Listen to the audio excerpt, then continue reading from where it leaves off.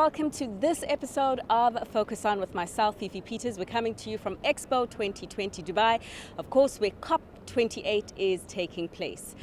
The mining industry has an important role to play in enabling the just energy transition from the minerals it extracts from the ground to those it supplies to industry. We'll be joined by Namibia's Mines and Energy Minister, Minister Tom Alweendo, for more on greening mining. And I think the discussion also this year seems to have focused more on the actions that are being taken, and not just pronouncing the intention, but rather also to say this is what exactly we are doing as a country. And that's also what we have to say as Namibia, to say, yes, we do have our NDCs, and these are the projects that we are doing to make sure that we do meet those NDCs that we have actually offered to as our contribution to the climate change. I mean, your portfolio, when you look at energy and when you look at mining, are very critical to enabling the transition, and perhaps even more critical to ensuring that it does remain just. Just your thinking around the plans of Namibia, but particularly your government, sir, in accelerating what needs to be accelerated right now in terms of countries reaching their climate target. Just to make sure that we all agree we are transitioning, but that transition must not make some countries or a group of countries negatively impacted socioeconomically just because of the energy transitions. So that is something that we need to be careful about, what is really just transitions. Now, in our case, the Ministry of Mines and Energy obviously got a big role to play, not only on the energy side, but also on the mining side, as you said. On the energy side, the whole idea of how we're going to mitigate the climate change is to put more and more renewable energy on our transmission grids, to use more and more renewable energies. And that's what we've been doing over the last couple of years, to try and add more and more on our energy grid, to make sure then that we do not rely too much on fossil fuel, for example, electricity that comes from coal or some other fossil fuel sources. So that is on the energy side of things.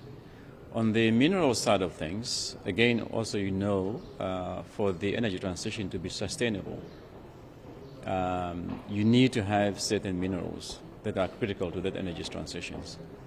And we do have some of those critical minerals in our countries, and therefore we need to figure out how best do we make sure that these resources are really, of course, accessible globally to those who need them, but also to make sure that actually it means much from us. I mean, the time when, as African country, we used to just have to export all these minerals in raw forms. Now we are saying these minerals that are necessary for the energy transitions, let's not allow that to be exported in raw form. Let's produce the goods that are needed for the energy transitions. For example, if we are going to think about having electrical vehicles in the future, which they're going to need batteries, let's be the one to manufacture those batteries for those countries that need to have these batteries. So it's really an important role we to have on both on the side of energy, the production of renewable energy, and also on the critical mineral side of things. Mm-hmm.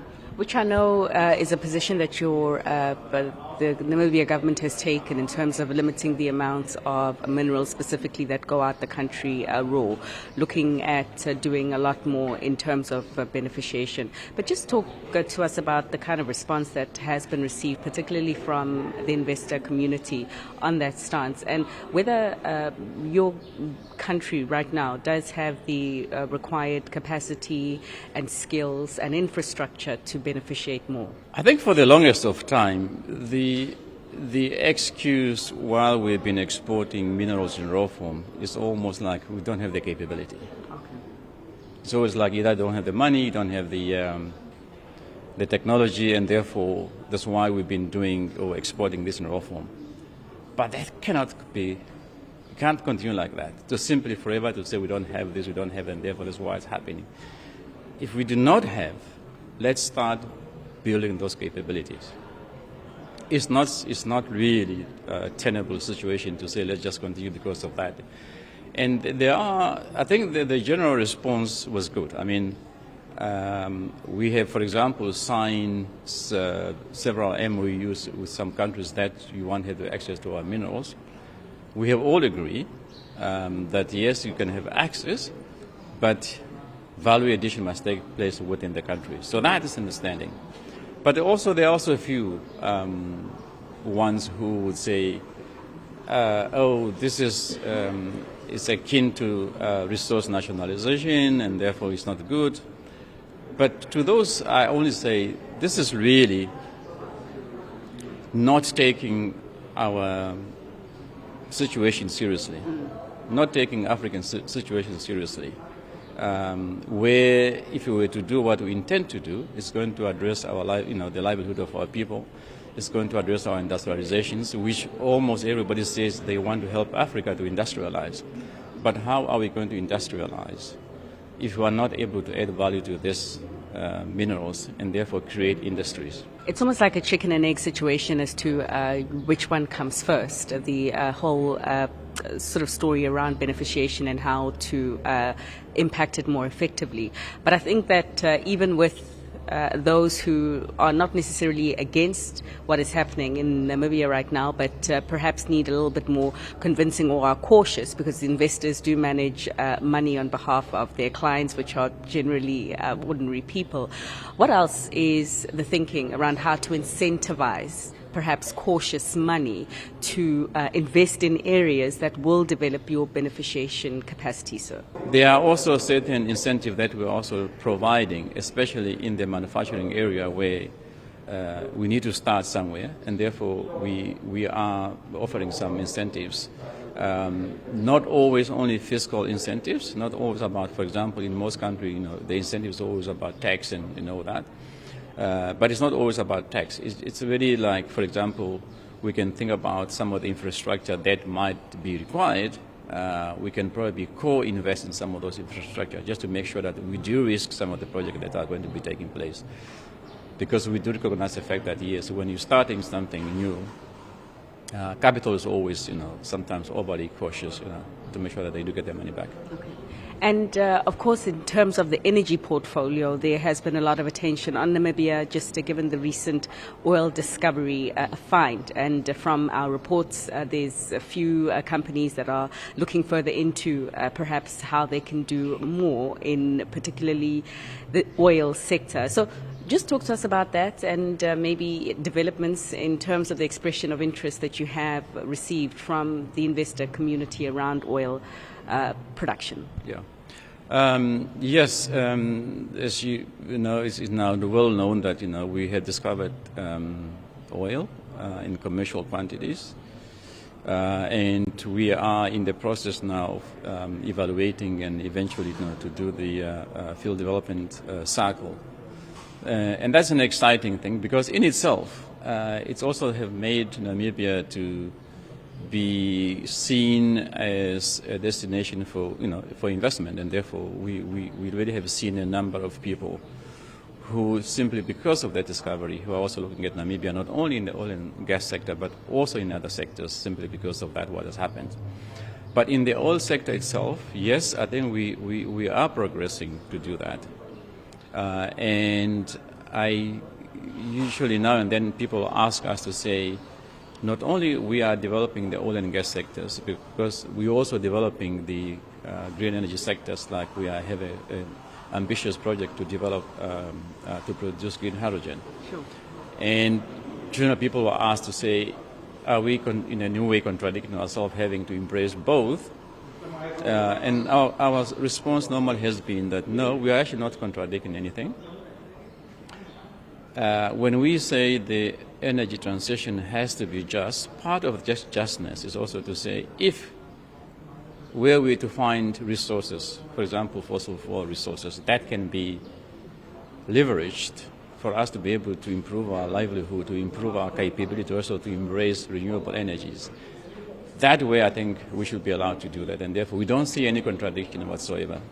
But we also know that developing these fossil fuel resources we need to be aware of the carbon emission, and we're also aware that there are technologies to try and develop this in such a way that you reduce the emissions.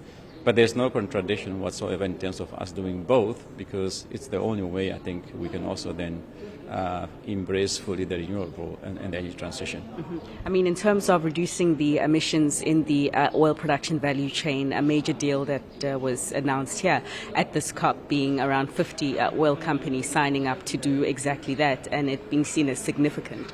So I wonder if the requirements then from some of the companies that have expressed interest in seeing what Namibia has to offer in terms of oil will be to perhaps be part of the companies that were signatories in this pact by the oil sector, or to really look at the emissions then on their value chain as they come and do discoveries in your country, sir? Yeah.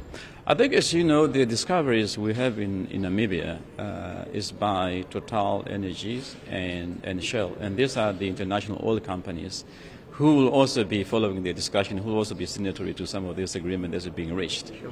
And as much as we as a country also, we understand that we need to do something, to reduce the emissions, on their part as investors, they are also on the same wavelength, where they also understand that they need to do that.